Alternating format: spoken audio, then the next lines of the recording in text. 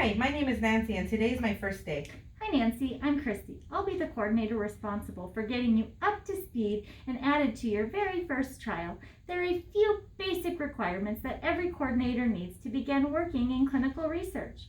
We'll start with good clinical practice, or GCP training. Are you familiar with this? No, I'm not. GCP guidelines standardize how clinical trials are to be conducted so that data can be collected and presented to regulatory agencies without redundant testing. Next, we will conduct your human assurance training. Since our research involves human subjects, this training is intended to introduce you to the basic ethical principles governing human research subjects. Finally, since many of our trials we conduct here on site require us to ship human biological specimens, we will go through IATA training to learn how to properly package and ship these materials.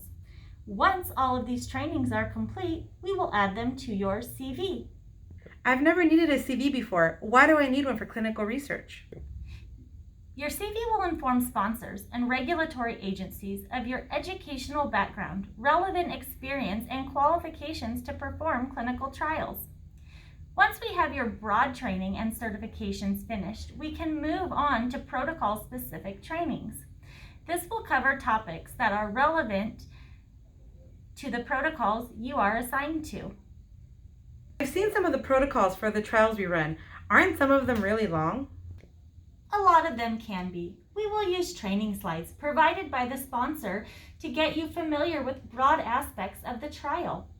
You should be able to demonstrate basic knowledge of things such as background of the study indication, trial length, and study design, as well as the major inclusion and exclusion criteria.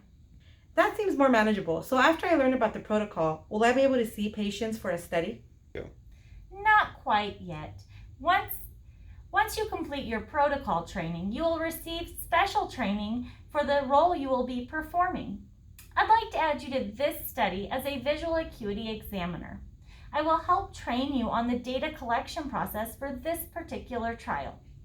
And you will receive certification through a third-party vendor that has been selected by the sponsor. This seems like a pretty long process.